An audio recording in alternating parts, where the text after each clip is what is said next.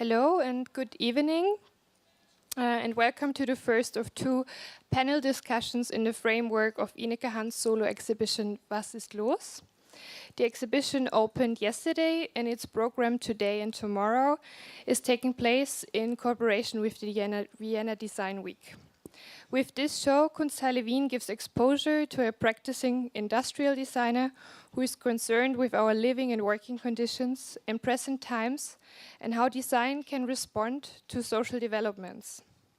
Ineke has worked as a designer for more than 20 years and has always been interested in creating projects that fit the demands of contemporary life, as well as new available materials and appropriate production methods. She constantly challenges the current state of product and furniture design and looks for formal solutions that improve our living environments in a meaningful and sustainable way. In conjunction with the exhibition, a publication will be released in the following weeks, but can already be pre-ordered. You will find that at the corner, together with a list where you can put your name if you're interested in the publication. I'm very glad that the contributors of the publication are here with us to complement the presentation of Ineke Hans' work through a talk program that gives more insight into her hybrid design practice. I warmly welcome to today's talk Ineke Hans, Oliver Stratford and Bart Lootsma. And I would like to briefly introduce today's speakers. Ineke Hans studied product and furniture design in Arnhem and London. She founded her first studio in Arnhem in the Netherlands in 1998.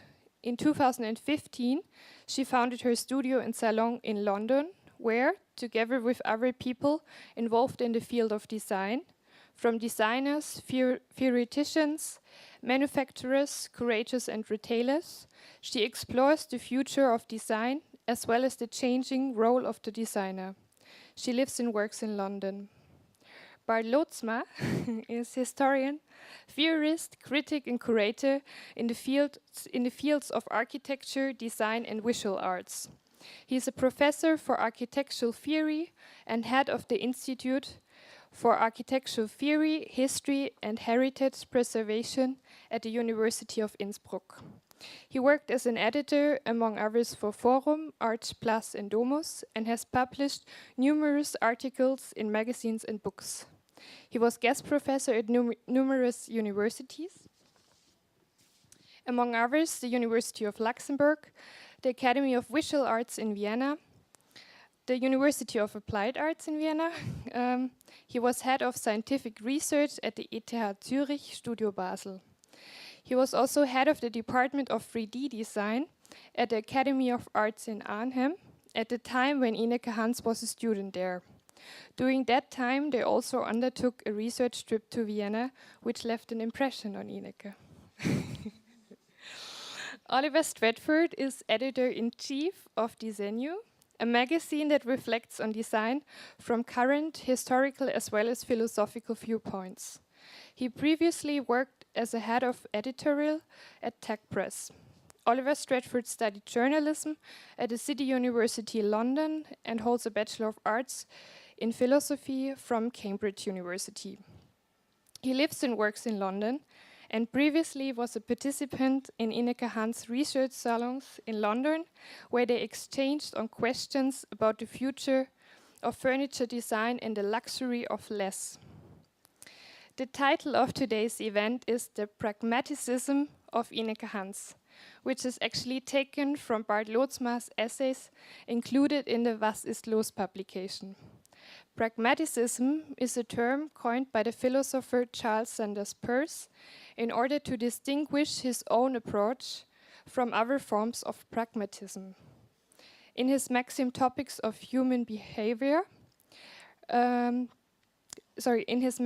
topics of human behavior are not only best viewed in terms of their practical uses and success, but through its relation to the multiple contexts where it is made and appears.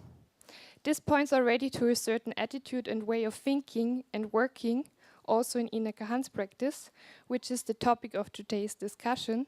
So I would like to give the floor to you now. Great, well, welcome everyone, and thank you very much to the Kunsthalle Wien for hosting us. As mentioned, my name is Oliver Stratford. I'm going to be moderating the discussion a little bit this evening. So, in general, we're going to be looking at Ineke's work and beginning to unpick that a little bit and see how Ineke works as a designer and some of the preoccupations she has as a designer, particularly in the past year, prompted by the exhibition. But we're going to, as discussed, approach that through the lens of pragmatism and to try and see how that idea might factor into some of what Ineke has been dealing with recently. So let's start, and maybe Bart, I'll hand over to you to begin with. What would pragmatism mean within a design context? I mean, from the introduction we've had there's an attention to context with pragmatism, looking at different contexts, and also perhaps a focus on thought as essentially a problem-solving attitude, which obviously has some relevance to design. But you coined the essay, The Pragmatism of Ineke Hans, so maybe you can set out for us what you mean by that. Okay. Does it work, or do you have to do anything? So, yeah, good evening. Well, the pragmatism. Well, I'm not an expert on Pers, but it was really important for me. I mean, it is 30 years ago that we met and that we were in Arnhem, and Nicolaas was saying the other day that he was so impressed with the intellectual discourse in the Netherlands in design. Well, at the time that was hardly the case, and it was really intriguing to notice that. So we had a philosopher, Auke van Bremen, who was basically teaching semiotics. That was then one of the new courses that was taught, and he was doing that in a very particular way. So he brought in Charles Peirce, but mainly the discourse on semiotics. So that was really interesting. I came from Austria already. I was in Linz before with Laurits Ortner, and in Austria, let's say the theory was much more important. Actually, the masterclass of Laurits Ortner, the courses were like almost 50% theory. Now that was unthinkable in the Netherlands. When I told that to the director, he said, "Yeah, sure, but we want the students also to work a little bit with their hands, you know." So that was how it was 30 years ago. So since then, a lot has changed. The reason that I wanted to smuggle that in without kind of emphasizing people that unfortunately have disappeared or forgotten. I don't hear anything. Is also as a tribute to Auke van Bremen, because beyond him teaching semiotics, he was as a philosopher. He learned students to think much more clearly. He was extremely analytic. And I always tell the joke, and I will do it again here. We undertook this study trip to Vienna, and I will never forget it. We were laying in bunk beds on a camping site here. Ineke has heard this story several times already. But yeah, we were in bunk beds on a camping site, and anyway, and we were together just in this room. And one night I wake up and he says, "Yes, but this Otto Wagner, something is not right there." And so he was very precise, and also in that sense often a little bit difficult for himself. But that was really important because it brought in a completely different critical discourse. The pragmatism. Let's say what is interesting about Arnhem and let's say Dutch architecture and design are often described or characterized as being pragmatic. Like particularly, let's say, when you look at the work of Rem Koolhaas or also MVRDV as a kind of pragmatic solutions to problems, whereby these problems are often artificially kind of enlarged so that you have a more spectacular solution. So that is, and then I think when you consider that, I think Ineke's work is very different and indeed much more pragmaticist on the line of Charles Alexander Peirce, because it is about what what a product or an object does in different contexts. And that is a much richer kind of approach to pragmatism. Of course, pragmatism, the pragmatic in language is the place that the word takes in a sentence, and that is, but in this case there are of course many different contexts. There's the context of production, there's the the context of the user. In general, they are all very different. And what was interesting in Arnhem at the time was that this thinking context and the thinking about in what context it would make sense to teach product design in the Netherlands, in a country where there was hardly any industry left at the time. That was a very interesting question, and I think these things have certainly also shaped Ineke in how she's working today. Mm-hmm.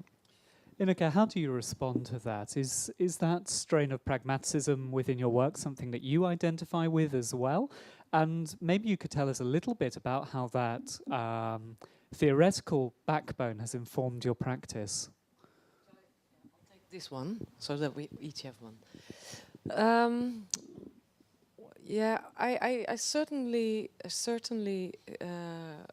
like what Bart has discovered, that I might respond to different contexts, and I think that's one of the difficulties also that you struggle with as a designer, that you are so aware of all these elements where your work has to respond to, and that they are, as soon as you have your finger on one area, you think, now I've got it, but then there comes the production area and suddenly it slips through your fingers. At the same time, that is almost one of the most exciting things to work with, because you have to make somehow an extremely good balance within your work, that it fits somehow that it fits, so that the product is right. And that can be so completely different if you work for a company on injection molded chairs. That context is completely different than when I work on hand-blown, mouth-blown glass for a company in Czech Republic, or when I work on products for Fogo Island, where you have to work with a community. So there's always other elements that are more important. And corresponding to this theoretical background that we got in Arnhem, I really liked it. I was slurping up anything that would be. I was one of these students who was really missing that we wouldn't read much books in art school. So I really loved it, and I for me it was very good ping pong for my brain, because you soak up these things and you soak up this knowledge, and you try to make it connect in your brain so that it feels like, yeah, this and that, and all these things, they come together if you start to work. For me, this was very, very important, as it is also for me extremely important,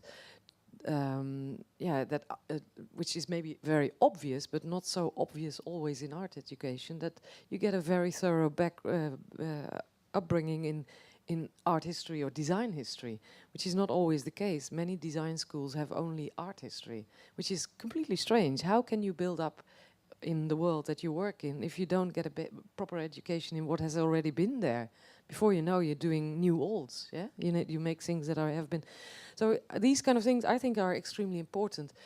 But in my case, I think what also plays a role is that I don't mind to be labeled a pragmatics or pragmatism. That pragmatism is labeled to me, but I think I have also, looking at myself, everyone is a result from his own upbringing, growing, how things come together, and your own impressions in life.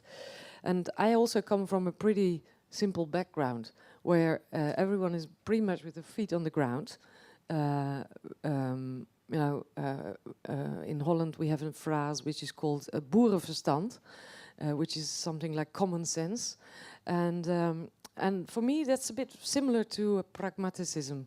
And I was mentioning earlier in this conversation, maybe it would be a nice word to say at the end, but I drop it in now already. That all this pragmatism is very nice and well, and it's very nice to look at all these things on a very theoretical level. But what is for me extremely important is that in the end it gets away from this theory, I have to make objects that work in daily life. So somehow there has to be a kind of reality check or a reality touch to things. And we are here in Vienna. They invented psychoanalysis, or they invented talking heavily on all kind of subjects, I think, and I love it. But in the end, what is super important is that you get back to what are we really doing. And I think that's also the ping-ponging in between all these contexts, that you are, okay, I am aware of this one, I'm aware of the production one, I am aware of the economics, I am aware of human life, or the way people behave. But in the end, it has to get together in a way that it slips out of your hands and it makes sense. Well, I was going to ask, is the pragmaticist label something which all designers would aspire to? Because the way you've described it, an attention to context, to understanding the different contexts your work might go into, with a focus on how that work will impact on people's lives, how the work might be used or so on. Is that not something which all designers would say they're doing? I think you will find that to be true, yes. But I don't think that they all do, and I don't want to be arrogant. but if I want to may say something, and let's say if you speak about common sense and about human life, etc. But the life of the former fishermen in Fogo is very, very different life than the people who will use your furniture here in the Kunsthalle in Vienna. Yeah. It's also produced in different ways, and even in different firms. So, in that sense, the reflection on what this human life is today is not in a globalized world, etc., etc., is not such a simple thing anymore. So it's not like you would live all your life in the same village, or let's say on the same farm, as you might say. And that makes it much more complicated. And of course there are all kinds of traditions, also in philosophical traditions, who would take that very seriously, both Peirce, but also here in Vienna, for example, someone like Otto Neurath, who would really start from the absolute basic behavior that people would have themselves. So in that sense, so it is not about, let's say, reading a catechism and realizing that, I think, but also if you think about design in such an analytical way, almost, I think that is that produces a theory in itself, almost. Well, I was going to say, perhaps we should explain the Fogo Island project a little bit, because I don't know if everyone will be familiar with it. So Ineke, this is probably, you're the best person to explain it. So it's an island off Canada, which was having some difficulties with loss of labour, a lot of young people leaving, and an entrepreneur set up a project to try and combat that. Yes. So you've explained it in a nutshell. So, basically, on that island, like many rural communities, people are leaving. I've mentioned a few times also this week, 2017 is the first year that more people are living in cities than not in cities. But in this island, like in many rural communities, people were leaving, that the society was turning grey. But they had a big problem that the fishing trade was going down, and that was what they were used to live off in the past. So the entrepreneur started up, which was a woman, maybe crucial, I don't know, but in this case she's a very tough, strong, hard will, strong-headed woman. I thought that was very nice too. But she grew up in that society, in that community, and she wanted to do something back to the island and started all kind of businesses to be bring businesses back to. She gave opportunities to bring business back to the island. She decided in the end to build an inn, and asked designers were asked for that to design the furniture and to work with the people from the island. And for me, it was an important project because you working with the men and the women from the island, you immediately see the impact of what you do, what you've designed. It was very direct working. I went over there to meet all these people, but when my design was finished, I went back and worked with the guys in the workshop and really step by step.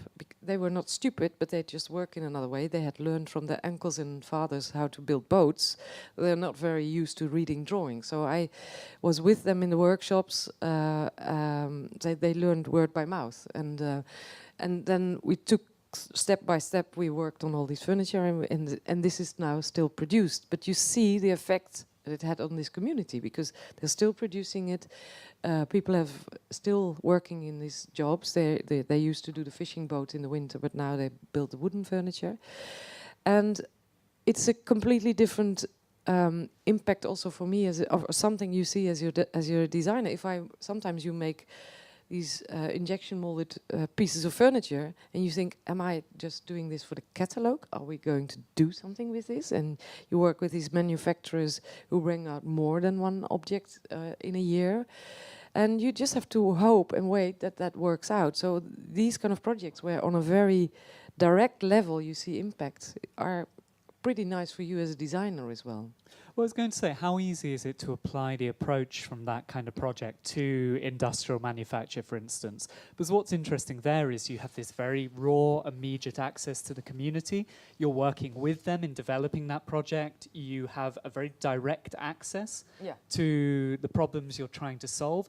And also, it can adapt a little bit, right? So they, after you left, actually changed some of the production methods. Oh, well, there's the bench in this exhibition, and I propose that they should, because these fishermen, they were a bit like, and I thought, oh, they're not willing to listen to a woman with this kind of haircut. So I thought, I give them some space to design, to turn wood in a way that they like to do it. In the end, they made everything the same, so they were very proud that they did industrial production.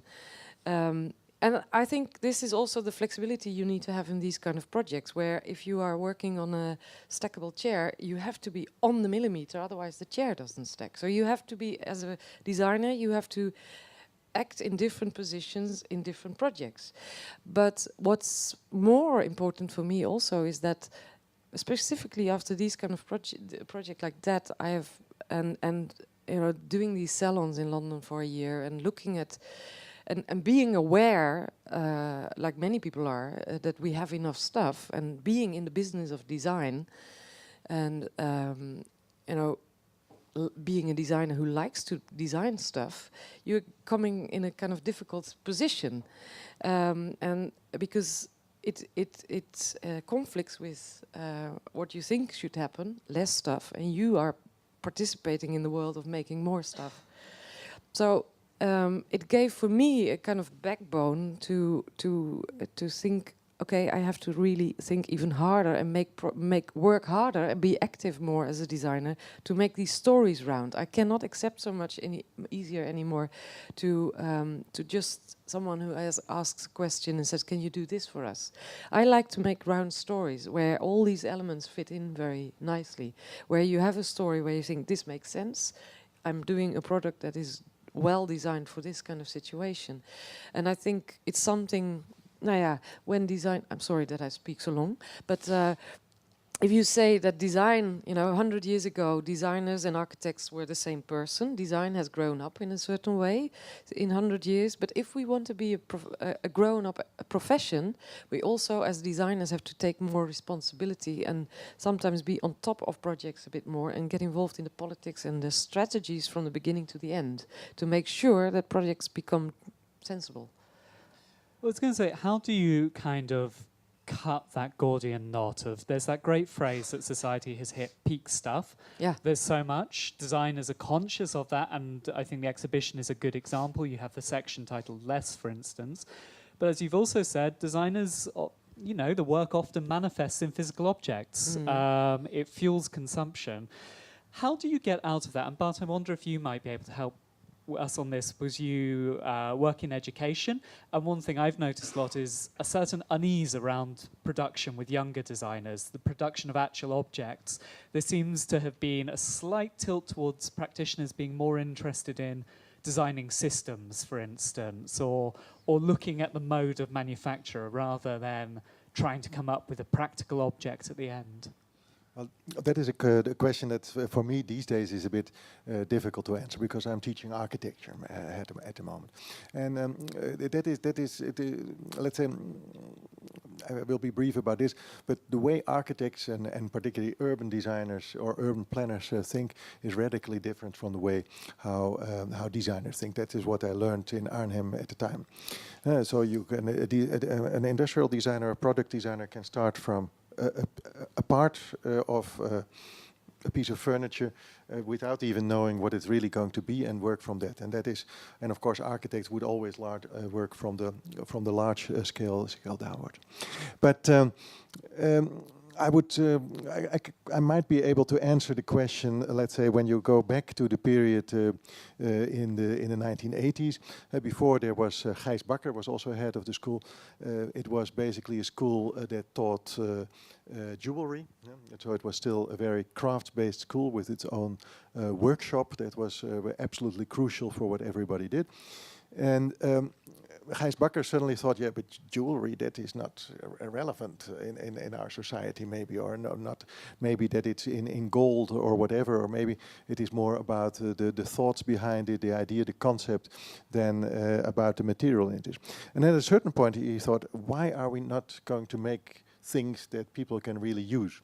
And that was really the moment that that is very particular school developed, of which Ineke is a part. The former jewelry designers developed into product designers, but you have to find a place to manufacture these things. And that could be a social workshop, or that could be any place where you could realize such a thing. So from the beginning on, they had to think much more creatively about where the things would be produced. So this question of relevance was asked in a very different way in that period. The question of overproduction is of course clear, also in that period already with someone like Alessandro Mendini, but at that time it was more the question, it would make sense, it would make more sense to make things you can use than to produce jewelry. And that is a different starting point, I think. Ineke, how do you position yourself alongside this? Because when we've spoken, you've expressed a certain chronology within design of designer makers, gallery designers, designer as strategist, and you have said that you have certain dissatisfaction with all of those forms, that while they may be interesting, there are issues with them. What do you see the role of the designer today as being? How does the designer need to position themselves? Yeah, I'm very much aware that it's a very personal opinion. So if other people want to do things in their way, they have to do it. But I think I really feel that designers have to. Yeah, for me, I came from also when I started in Holland, in Arnhem, in this school. I started in the sculpture department, and I made a very conscious choice to move to design because I really liked much more to be engaged with people and human behavior and things like that. So that was a very conscious choice, which made for me also that for me the whole area of just designing objects that are maybe not always useful or that are done for a gallery is for me an uninteresting area, because I feel as if you are you have, for me it feels actually as if you're leaving a couple of things out. Personal opinion, eh? So for me I think it is there's a great attraction to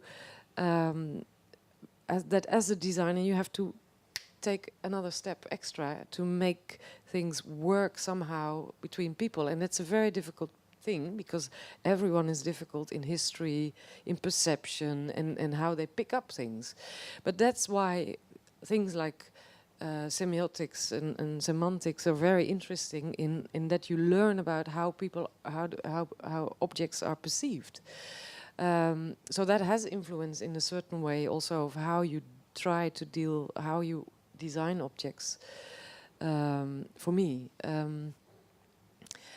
yeah, I think that the role of the designer is a position where he has to take up much more complex questions, and can't get away anymore with just designing an object. I have been to Milan last year, where I was looking at. I have been to Milan many years. And Milan is a kind of, for designers, a place to go if every year. And then I go to exhibitions where now samples are shown as if it's the most beautiful object in the world, and I'm like, come on, are we like this far that we also have to look at samples as a finished object and as something aesthetic, which is positioned nicely on a table? Can't we do more than that? And are we, wasting our time on that? Our designers, can't they do one step further? So I find that a bit problematic, and that's not to mean to be arrogant, but I can't do it. There are reasons for that tied into the industry, right? Though it's a need for self-promotion, it's fueled by the media, this desire to always see new objects, even if they're not ready, to kind of move beyond all the social consideration there might be behind, and it's the reduction of the object to an image, if you like, and a lot is only ever presented online. Very Instagrammable exhibition this was. Yeah, super Instagrammable, and which actually you can see at so many design weeks now and installations which have clearly been designed with a certain image in mind. How do you kind of, if we're all agreed that that's a bad road to go down and which is negative, which misrepresents design, which cheats design or strips it of quite a lot of interest, how do you kind of get out of that? Is there any way? Yeah, I would say not spend too much time talking about it and do in the meantime something good. Is that pragmatic? I think that is really an unavoidable development. Let's say if you see how the internet develops from being text-based to image-based to movie-based, you see that the communication takes place on a different level. So I think we cannot not get around that, and basically what we're doing here is also part of that industry. So that is not a necessarily a bad thing. The thing is, of course, how how do you teach people to work with that? And it is a very different, it demands a very different critical approach than the classical critical theory, and you have to be able to surf on these waves of images that you can see that increase. And also in the last couple of weeks, I see my Facebook account, the amount of posts that is coming, that is passing by. It's of course very good that it's several events here. You had last week your event, so that works, and you can also you need it, and I think it is important. Also, the communication is different. Of course, you get some kind of feedback, but it's a very different feedback than the one we used to have. So we can't get around it.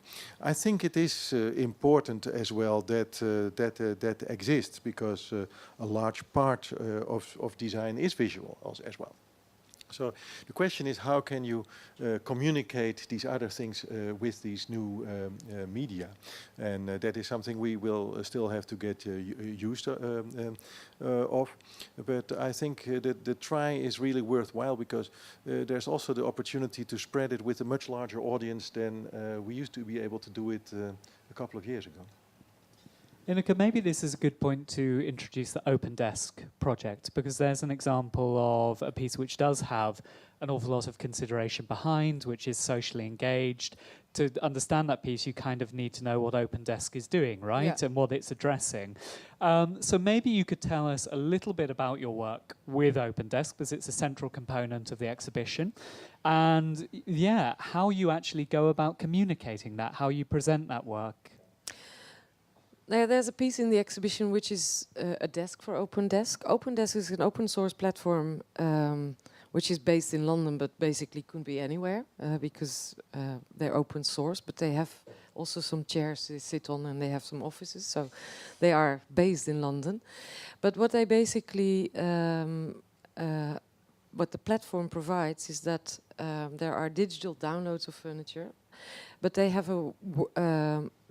a network of 500-600 workshops all around the world, which means, and they can be small, they can be bigger, they can be small factories, they can be fab labs. But everyone, they have made appointments with people with CNC machines, and that means that, and they work with plywood sheets, standard plywood, and that is of all these open source methods, that is not chosen just for nothing, because that is a very stable production method in the meantime. It's a completely different one than people are talking about 3D printing and so on. I've done my first chair in CNC routed chair in 97. I'm always mixed up with the talk. It's also in the exhibition. This is the Eat Your Heart Out. Yeah. Now, yeah. Anyway, Open Desk. Basically, if you like, they work a lot with office furniture. If you like to have an office in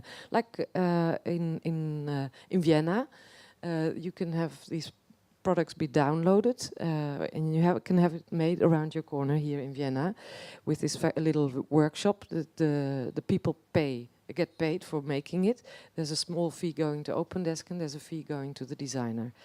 But if that same office wants to open in Barcelona tomorrow, they can do that. They can get the same furniture there and can download it there. And it means, and have it produced around the corner there. It makes that you have local production, and you can produce where you need it and when you need it. So you're not shipping around all this furniture around the world. You make it where you need it. And I think it's a wonderful example of what our modern technology could do on a very, also on a very down-to-earth way, down-to-earth level. Yeah, so I kind of like that. The desk that is in there is also a response to a couple of topics in the exhibition, which are about how our offices are changing towards more domestic, towards more flexible and pop-up offices. So the desk is basically an open source download, but it's also a desk which is a desk for all these more flexible offices, which can be a kind of domestic and it could be an office at home, a small desk for at home, but it could also be a kind of small desk that can be set up immediately in offices that we need today nowadays. Kind of, yeah. What I find interesting about that desk is that for the Kunsthalle you combine it with a chair that is produced in a completely different way. So that means that the identity when you find them in the Kunsthalle is not produced by one firm and one way of thinking, but basically two basically completely different ways of thinking are combined with each other. Two different contexts come together and they produce this new thing. That is something that I really find interesting about the project that you're doing here. So they come together. You could easily see the desk and the chair like for different products, for different firms, for different markets, but you consciously combine them here. No, I combine them here because it's also a response to the exhibition. But for me, I've had also comments on my work sometimes that people think, it's a bit schizophrenic what she does. Then her work looks like that, and then her works look like that. Where for me, what I do, I respond to every situation in its own way and try to make the best appropriate solution. So. This tonnet chair that is in the exhibition is a response to a completely different situation, and the desk is also a response to a different Aufgabe, a question. And so for me, I'm also, of course, for me it's always very clear that it's me. It has very much to do with maybe my down-to-earth approach or my pragmatism, and I've given up, if people want to have one styling source, they don't have to be with me, they have to go to another designer. I would like to make products that are appropriate, that fit, that work for a certain situation, and then be a very good designer for another situation, and it makes sense over there. And it means that you have to look at the situation that you have to deal with every time in another way. What kind of support do designers need to be able to work in that kind of flexible way and to be very adaptive? I mean, we've discussed education quite a bit tonight, and is perhaps, well, I mean, Ineke, you mentioned how there's very little design history, for instance, that gets taught. whereas projects designers are being asked to respond to are immensely complex. There may be huge, there's a social context, there's a production context, there's a commercial context. It's a lot to try and knit together into one bundle, isn't it? Now, I think it is crucial not only to have this art history, but also that students are becoming aware during their studies of these completely different contexts. That means that if I work in an office furniture environment and if I have to work for these companies, I know through working 20 years in design that if I work in these fields, that the office world companies are responding very often to advisors, and these advisors are little businesses of their own as well, and their way of making money in that world is by coming up with a new fancy idea about an office every 5 years. Otherwise they're out of business. You know, they have to do a tour every 5 years around all the offices of the world, advising, oh, you have to go to the office garden nowadays, and now you have to move to another theme for offices. I know that. Students don't know that. I know that, if I know these contexts, this is what I have to tell students as well. So it's not only about the art history, but it's also about what is the particular areas that you work in. If I go to Fogo Island, I know that I have to respond to a completely different context, but you need to have experience as well. So that's why I think it is important that in education these contexts are also taught, and these contexts are, as what Bart said, it's completely different than I live on a farm or I live in a city and that's it. You need to, this is something that has to be discussed very much in schools. You have to bring examples in. You have to bring a vast amount of people in who can talk about that, explain about it, learn about it, so that students know that if I'm in Czechoslovakia doing glass, there's a small studio that can do glass, and it's another. I have to respond in a completely different way, and I think that is something that designers have to become experts in. That they know that they are flexible to deal with these different situations, and in order to do that, you need to know about these systems, and that's what you need to be educated, and that's missing a lot. Yeah, I think, let's say in terms of history, design history, that was something that we had to develop at the time. Let's say, I think the trip to go to Vienna or to make Vienna important at the time was really interesting. Here you would have, let's say, before you would have the industrial production. Let's say there's a kind of classical story of industrial design that starts in 1842, right? And then which is of course very weird. So you have here already a serial production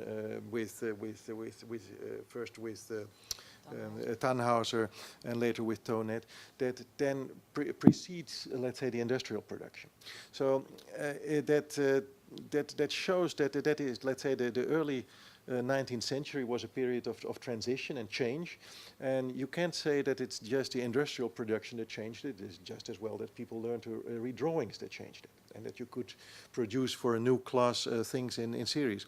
The Tonet chair, the original Tonet chair, was made for court, and then they developed that you could develop it for serial production.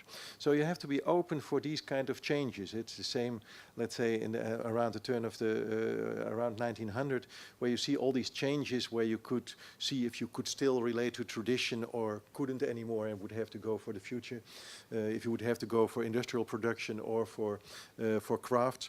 And today, of course, one of the big changes is indeed the globalization in the production through firms like Autodesk, and I suppose soon also OpenDesk, and even more interesting and more sophisticated kinds of production. So you have to be very, very open for that. And then at the same time, there are different speeds, like the speed of Fogo and the speed of, I don't know. Instagram. Yeah, that's good. Yeah. So that is something that we have to come to terms with here as well. So. In that sense, you can learn from history also at what things you have to look at to see a comparable issue, and that doesn't mean it is a history of best practices, where you have all the best examples, and then or that it's maybe even a kind of operational criticism that only one thing can come out, as design history used to be, but that you really learn to analyze also a social situation, a political situation, economical situation in which these things developed. But I remember that I was really surprised when I came in this design world that there was this story. There was no. It seemed as if there was no design before 1842. As if and it is very, very weird. So that's. I was going to say, I think a final question from me, and then we'll open up to the floor. But you mentioned there key moments within design history, in a sense of change being brought about by social factors, political factors, industrial factors.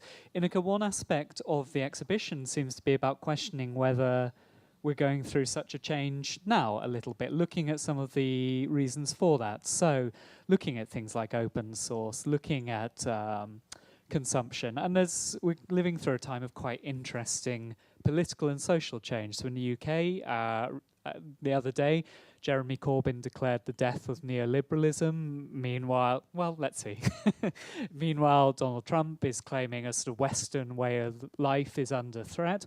So I wondered if we could close on that a little bit, because you've done this Salon series looking at what's happening with design, where design might be going. Did you reach any conclusions from that about what you see the next stages of design as being?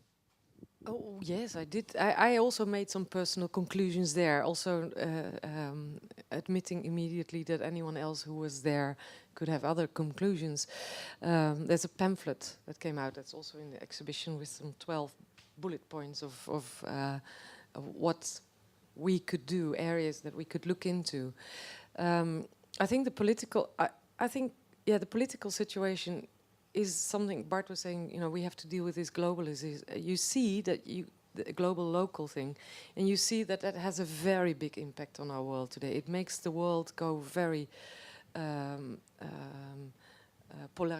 polarized in political terms, but it means that it really matters to people. It makes people completely angry. It makes people not understand each other, why they choose different positions, but it also you see that it has an effect, and it makes, and for me, that it's also something we have to respond to. And of course, we cannot save the world with design.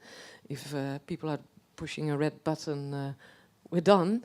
But it means that it is a very hot topic, and it's something that has to be dealt with. And I am pretty convinced that by responding on what's happening in society, or trying to understand what's going on there, and responding to it, that you can make a little bit of an impact. There's really areas where we could look at, and that's areas like the public space much more. I think it's very important to pioneer for the future and to look at but it's also a bit obvious in a way, you could say. I think one of the most crucial things is that we move focus, that we move away from more and more more things and more production to looking at things in a. We've been geared up in a society that has been moving forward to. Has been driven on growth, and I think this is also one of the things that we have to find we have to settle for another system where there is in fact this peak stuff, there is an end to certain growth, but where we can move towards more to meaningful instead of more with products and objects and in our world. And that means that people have to settle and understand a bit more from each other, or at least and this might sound very hippie-like, just be a bit more nice to each other, which is a very difficult task if the world seems to be fond on polarizing at the moment. Do we have any questions from the floor? Is there anything anyone would like to raise or ask about? No? All satisfied? Yeah. My question, you guys mentioned you guys mentioned about design education and how it's developing. These days, many courses have popped up like strategic design management and stuff. And many design schools are advertising these courses, and people from different backgrounds are coming.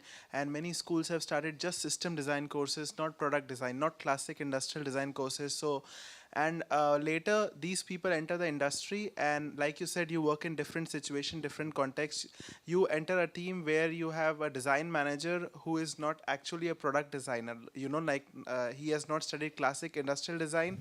How do you deal with such situation? Don't you think that we should grow from the roots as a design manager rather than... Yeah, now I also come across, when I work for companies, there is a big difference if you work for a family-run company or if you work for a big company like, for instance, Arend, which is an office furniture company that is basically run by managers who are looking for another job in 5 years because they want to make a career, and that could be selling car tires. I don't, so there is a completely different attachment to the job, and my personal opinion is that the only thing we can do as designers is gain more knowledge ourselves, so that we can interfere with the programs that managers and marketing and managing departments come up with,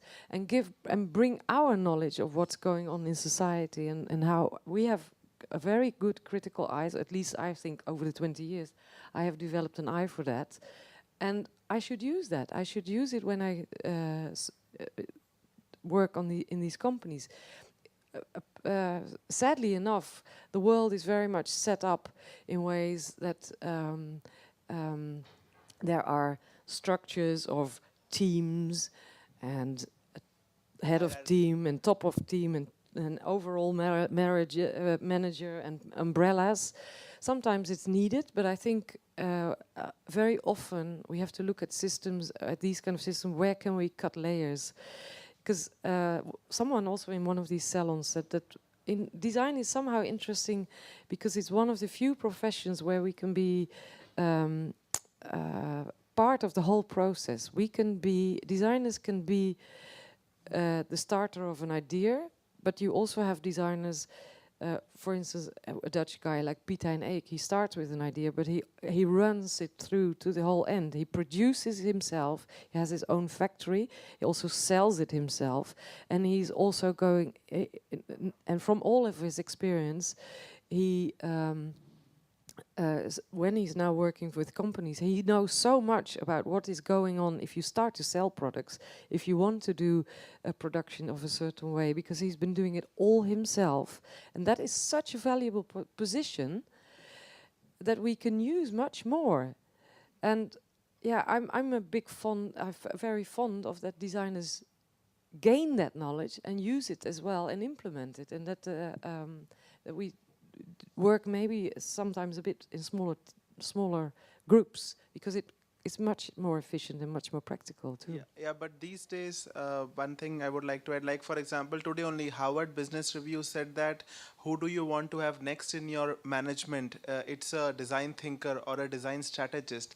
And again, these schools are pushing become a strategic designer, and like we said, not coming from roots and not knowing everything, and then this hierarchy structure is pushing these people up. And then in a big organization like Hitachi or blah blah blah, these small designers are not recognized. They remain there, and but there is a big company, a Dutch company called Philips, and they had systems like that. And then somewhere in the 70s there was a guy starting up somewhere in a garage, and he started a company like Apple. Nowadays, Apple is a bit like Philips was in the 70s, and I'm completely convinced that there is now people somewhere in a garage, maybe in Ljubljana, who are coming up with a very bright idea that might change. I think the interesting change very often is how nice it would be, but it's almost kind of realistic to think that it doesn't come from these kind of situations where the the structures have become so slow, and responding is becoming very difficult. So you see always that change comes very often from a different position than when you expect it. And if you don't like it, you should be the guy in the garage in Ljubljana. Do we have any other questions? We probably have time for one more, maybe. Yeah.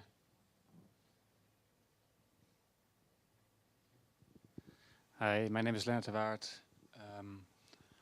Well, first of all, Ineke, Bart, and the organization, thank you for organizing this very interesting night.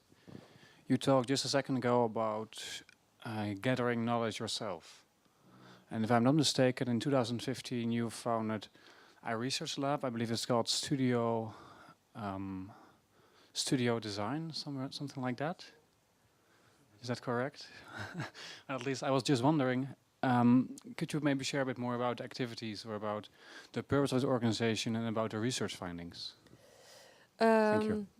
Well, it basically started up, I organized salons in London, and they basically started up from a kind of awareness that so many things in the profession that I was working in were changing. And so you could say, oh, obvious, but you know, I'm trained as a product designer and as a furniture designer. And especially in furniture, a lot of things were changing. That's why I started these salons on furniture design. For example, and I've mentioned it maybe before, but spaces are getting smaller and more expensive. It means less money for furniture, less space for furniture. The offices are changing. It means that the traditional setup, a swivel desk and a swivel chair and a desk, are leaving the offices. The traditional archive cupboard is not there anymore because everything is on our computer. We have a generation that is not interested in possession so much anymore, not only because they're interested more in experiences in holidays in Ibiza, but also because half of the time they cannot afford it. In the city of London, a classic possession piece like a house, well, stop dreaming. It's not possible. Classic status symbols like cars are useless because you're in traffic all day. It makes that we get another generation that has another set of interests. And then for furniture, there's all kind of other things changing. The way we buy online, sell online, means that we also want to have things brought to us in a different way, delivered at home, which means that designers have to design different. All these kind of things I wanted to touch on, and I wanted to talk about it with the whole furniture industry. So that would mean the manufacturers, the retailers, the producers, the people who write about it, the people who... So not just a bunch of grumpy designers in a pub complaining, but everyone who is involved and has a different opinion about it. And then you might call me a hippie again, but I do think that if people don't talk, then nothing is going to change. And you can learn a lot from other people's perspectives. That's the greatest way to get your own perspectives wider. And in that way, there's maybe some change possible. What I decided very clearly as well is that I did want to wrap it up with conclusions and a little exhibition, so that it's not, because it's very easy to end up with these kind of things, just a lot of talking, but in the end you need to set some examples of what that could be. So that's what I did last week, and now I'm here in Vienna doing another type of exhibition. The fundings, it was funded a bit through the Dutch Creative Industries Fund, but largely by myself. And I think also, I think it's important also for your own brain to do that. And sometimes you just have to be a cowboy and think, I go into this garage in Ljubljana, and in my case, I decided to go on to go to London and leave a lot of things behind me in Holland. I think the question is really important beyond your salons. I mean, you always had that interest in theory, in thinking, but basically it is about not just about management, and it's not about just about commerce, but I think the cultural aspect of design is of course really important. There are so many places where you can do that here in the Kunsthalle, in the cultural field. You can do it in university because you're going to teach now in Berlin, and in academia. So there are many more ways, including the internet these days, in which you can influence such discourses. And it happened over and over again with big firms who hired people who started like that, designers like that, because they manifested them in a different way, and they were able to present products with a kind of different kind of cultural depth than others. And that is something that you can publish about and talk about and write about, but in some strange way it also works when people see the product. So I think it is not just about companies who want things. We still have the opportunity to steer that, and events like this and many others are absolutely crucial in it.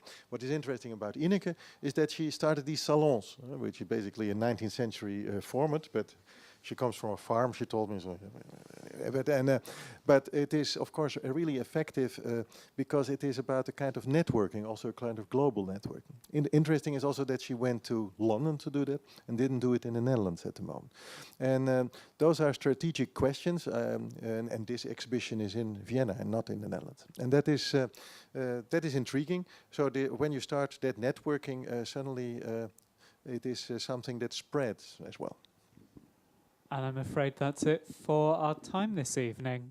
So thank you to Kunsthalle for hosting us, and I hope you'll join me in thanking Bart and Ineke for speaking tonight.